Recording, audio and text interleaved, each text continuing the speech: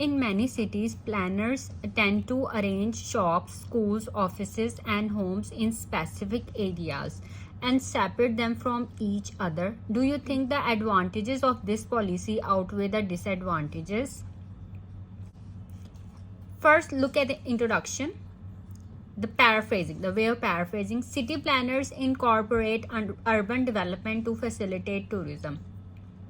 ऐसे प्रॉम्प्ट में वर्ड है प्लानर्स और इधर हम यूज कर रहे हैं सिटी प्लानर्स, ठीक है, क्योंकि in many cities planners tend to arrange shops, schools, offices, and homes in specific areas. So instead of using this word planners, we are using this word city planners. Incorporate urban development. This is a topic specific vocabulary. Urban development, क्योंकि shop, schools and offices को किसी specific area में, separate areas में उनको arrange करना, ये urban development इसको कहते हैं, ठीक है. Urban development to facilitate tourism, growing populations and the citizens' needs for modern public facilities. In this quest, they arrange shops, educational institutes. अब यहाँ पे वर्ड है schools और यहाँ पे हम यूज कर रहे हैं educational institutes. Okay.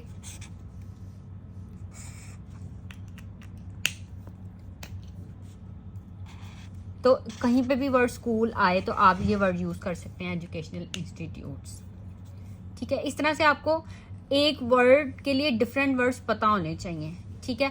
अगर स्पीकिंग में भी स्कूल से रिलेटेड कोई क्वेश्चन आपको पूछ लेते हैं तो आप जो है एजुकेशनल इंस्टीट्यूट वर्ड यूज कर सकते हैं. जैसे कि अब ये होम्स है, इसके लिए आप वर्ड यूज कर सकते हैं रेजिडेंशियल कॉम्प्लेक्सेस, या आप यूज कर सकते हैं रेजिडेंशियल एरिया, जैसे कि यहाँ पे यूज हुआ है.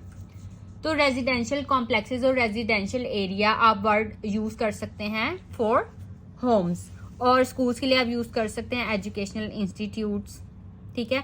तो इस तरह से आपको वर्ड्स पता होने चाहिए. टॉपिक से रिलेटेड जो वर्ड्स हैं वो आपको पता होने चाहिए.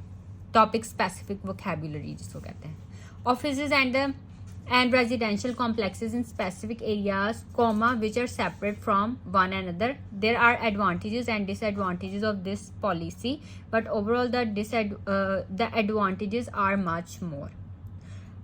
Now this is our first body paragraph. इसमें हम डिस्कस करेंगे एडवांटेजेस, क्योंकि हमने ये कहा है कि एडवांटेजेस की ज़्यादा हैं इस ट्रेंड की, तो हम एडवांटेजेस को ज़्यादा डिस्कस करेंगे, ठीक है. तो the first and foremost advantage is that such planning helps in organising traffic. तो आप बस इस बॉडी पैराग्राफ को रीड करें और जो आपको लगता है कि मतलब आपके जहन में खुद से भी कुछ आइडियाज़ होंगे और इसको पढ़ने से भी आपको आइडियाज़ जो मिलेंगे, तो आपने जो है उसे अपने वर्ड्स में लिख देना, ठीक है.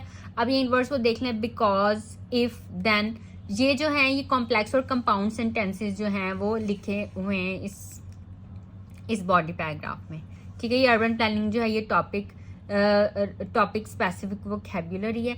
जो भी टॉपिक स्पेसिफिक वोकैबुलरी आपके जहन में आया करे, आप ऐसे प्रॉम्प्ट के नीचे लिख लिया करें कि ये वर्ड्स जो हैं इससे रिलेटेड है, तो आप इन वर्ड्स को यूज कर सकते हैं अपने ऐसे में, क्योंकि टॉपिक स्पेसिफिक वोकैबुलरी की भी बहुत ज़्यादा इंपॉर्टेंस है.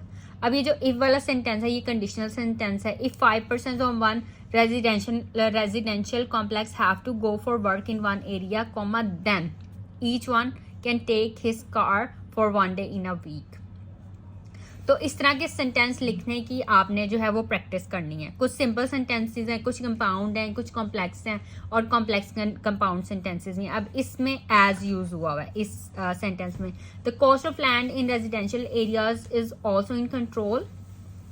अब अगर हम कंट्रोल पे ही फुल स्टॉप लिख देंगे तो ये सिंपल सेंटेंस बन जाएगा, लेकिन हमने जो अपने ऐसे में सिर्फ सिंपल सेंटेंसेस नहीं लिखने हैं, तो इसको हमने कॉम्प्लेक्स बनाने के लिए कॉमा एज करके, as these areas are not commercial areas, comma which are relatively much costlier. Okay. इसी तरह आगे ये भी कंडीशनल सेंटेंस है. If all shopping is confined to one area then such places can also attract tourism. Finally, because, इस तरह के words आपने अपने ऐसे में यूज करने हैं, ठीक है. सिर्फ सिंपल सेंटेंसेस नहीं लिखने अगर आपने 7+ बैंड स्कोर्स जो हैं वो लेने.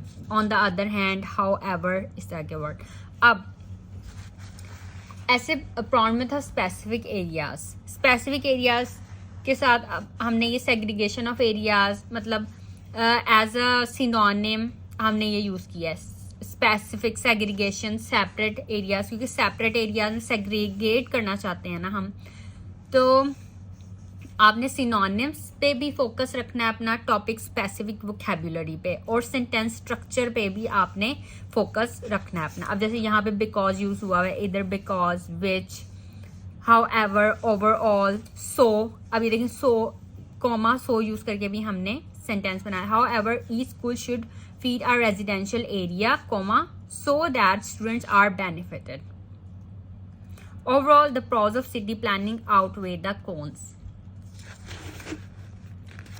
So this is the way you have to write your essay, by using different sentence structures and by using topic specific vocabulary.